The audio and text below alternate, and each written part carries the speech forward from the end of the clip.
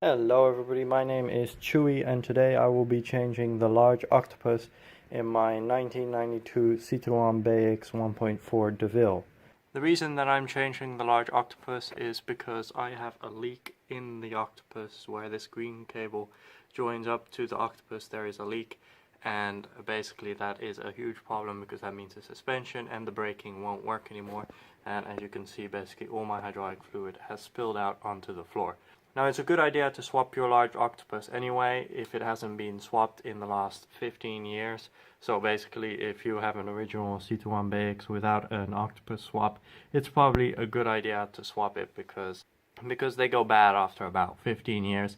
Now this here is our replacement large octopus. It's basically just a whole bunch of different tubes and like tube connectors over here, and they regulate all the return hydraulic fluid and basically make sure that you don't lose any hydraulic fluid once you put up and down your suspension. They are not terribly cheap, but also not terribly expensive. I mean, this one cost me 150 euros. Now, the first thing you want to do is to jack up your BX so that it's nice and high and you can easily access underneath. And then you want to remove the wheels so that you have access to the wheel wells. And the first thing we're going to do is to remove the old octopus. So you can see there's some pipes here coming from the front suspension. If you look in here at the back of the wheel well, you can see the rubber pipes from the octopus connecting, and this one is already torn. So yeah, it's probably a really good idea that we're replacing it now. I saw that a couple of the other tubes are also torn. Now, sometimes there is a clamp like this that keeps it in place, and it's a lot easier if you remove that first. And then all you gotta do is just remove all of the pipes like that, and then this one as well. So that's pretty well stuck, so I'm just gonna go use two hands now. This hose does not need to be removed, but because it's torn, we are removing it, and then it needs to be connected. On the other side, it needs to be removed from the old octopus.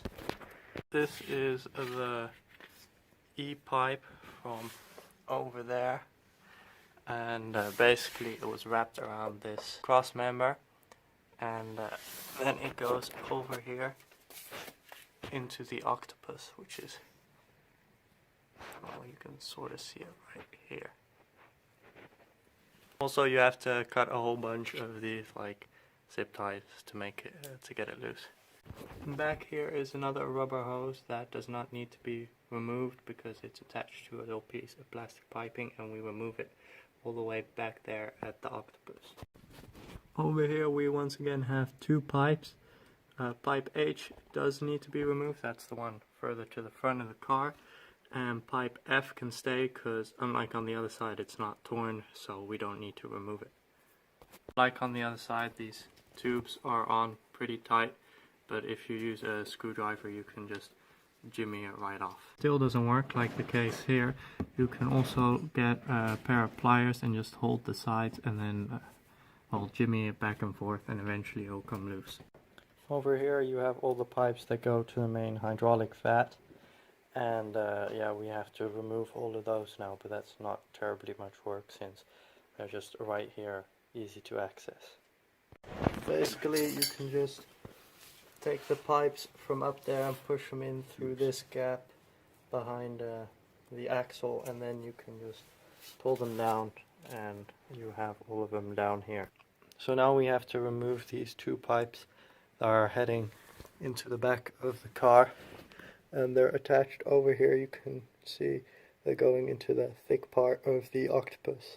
You have to be careful where you lie though, because else you get hit with hydraulic fluid. A little bit of pulling, you can get this octopus out, and then the rest of the octopus is still back there, and we still need to remove the valve going to the height controls. These two pipes, these are the pipes that go in. I can't really see, but here there are two small pipes. With the light a bit more in the back. These two pipes link up with these two pipes here. They're very drippy, so we're putting them up. All the way back here is the pipe for the regulator. There's first, there are two pipes underneath. I'll just remove this. Two pipes down there. These two, which are not for the octopus, but then above that there's one more pipe, and that's the one that goes to the octopus, so we need to remove it. As you can see, we have now freed the entire octopus. However, by removing the one for the height regulator, we kind of broke it off, so there's supposed to be an extra pipe. On the way back, we start with two pipes in the middle that are pipes D and C, since they're very close to the center of the octopus and it's kind of hard to get to them if the rest of the octopus is already in position. Next up though is pipe K, which is the one that goes to the regulator, so that's the very annoying one that's all the way back up there. Now, before you put pipe K on, that is this very short pipe that goes to the regulator, you need to widen the tip a bit, because else it's very, very hard to slide back on. Now, over here we're just going to thread the hoses that have to go up here to the top, back in through the engine. Are these top three? That's these three. We threaded them up from there. And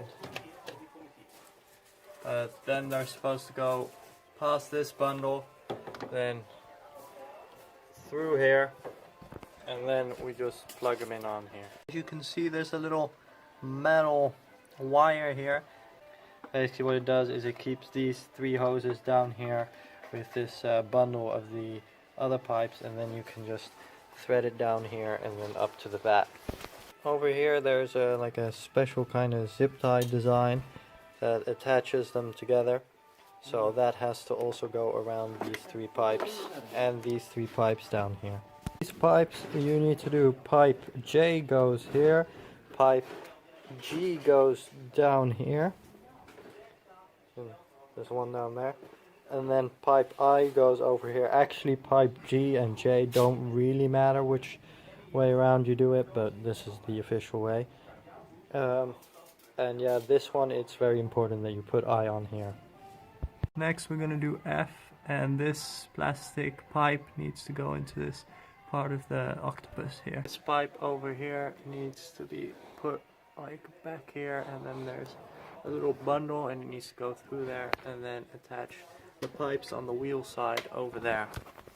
So after you've put it through this little plastic bundle, you have the pipe here, and it just needs to be attached to this little metal pipe over here, and then you're done.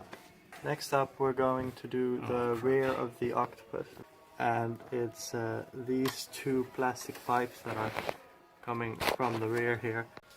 These two pipes need to go underneath this black hose and to the right side of this small hose over here, and then plug into the octopus ends, which are over there.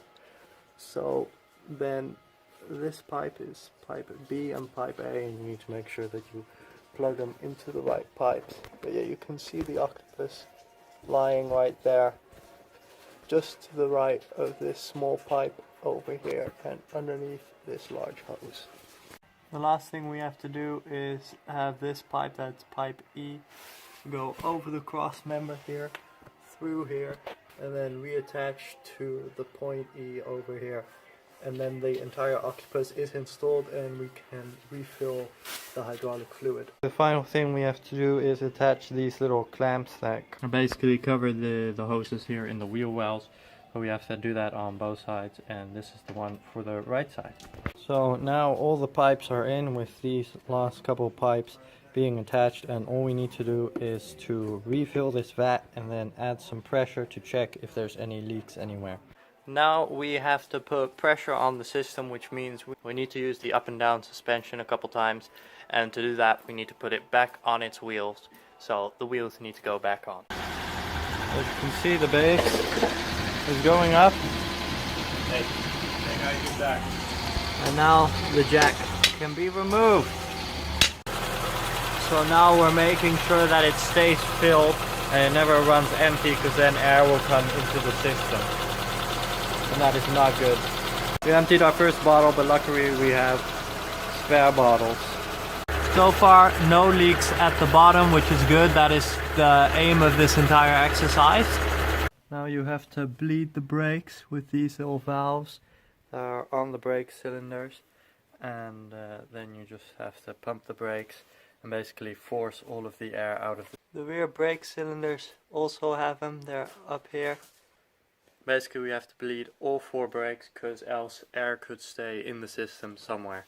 So we really need to bleed all of the system. The BX is now officially back on level ground, and the weather's kind of shitty, but I think I'm going to take it out for a test drive.